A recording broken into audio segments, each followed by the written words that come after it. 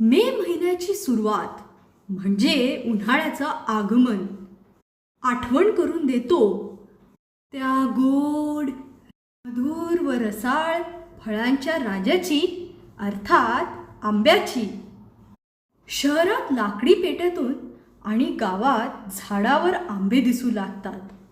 दारांवर आंब्याच्या तोरणाची सजावट दिसते व जेवणाच्या पानामध्ये हमखास आम्रखंड, आमरस, पन्ह, आंब्याचं लोणचं, मोकळी डाळ इत्यादी पदार्थांचा समावेश दिसतो.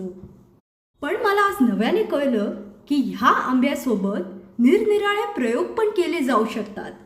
जाणून घेऊया या बालमैत्रीण आणि तिच्या वडिलांकडनं. लहान जुईला आंबा खूप आवडायचा, इतका की तिला विचारलं की तुला आंबा खायचा आहे का, तर ती काही वेळ बोलायची नाही, इतकं तिच्या तोंडाला पाणी सुटायचं. जुईचे वडील चित्रकार होते व त्यांनी आपल्या घरातल्या काही भिंत्या लहान मुलांमध्ये वाटून दिल्या होत्या. त्याच्यावर ही मुलं आनंदाने चित्र काढायची व रंगवायची. एकदा काय झालं, जुई आंबा खायला बसली.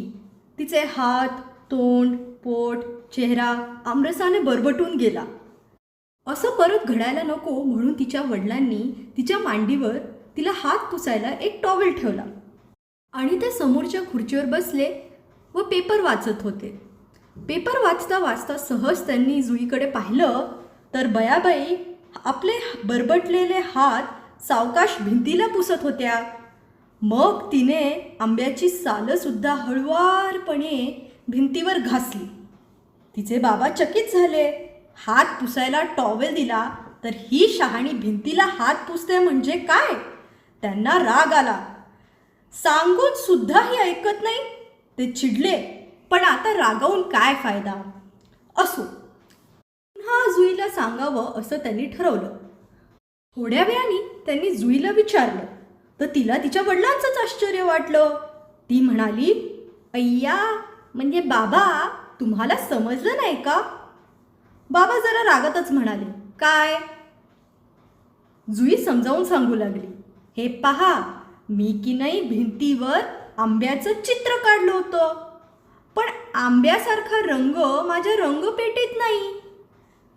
मगाशी आंबा खाताना माझ्या हाताला आंब्याचा रंग लागला, मग मी आंब्याच्या रंगानंच आंब्याचं चित्र रंगवलं. आहे की नाही गंमत? हाताचा रंग संपला ते मग सालीचा ब्रश केला. सांगा ना बाबा, कसं आहे चित्र?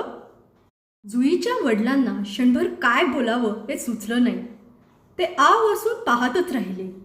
मग थोड्या वेळाने स्वतःला सावरून त्यांनी व जुईनी मिळून भिंतीवरचं चित्र पूर्ण केलं आणि जुईला शाबासकी पण दिली.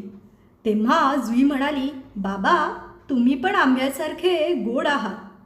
जुईने आपल्या अशा उत्तुंग भन्नाट कल्पनाशक्तीने आकाशात उंच भरारी घेतली व आपल्यासाठी उन्हाळ्याच्या सुट्टीतला एक नवा उपक्रम दिला.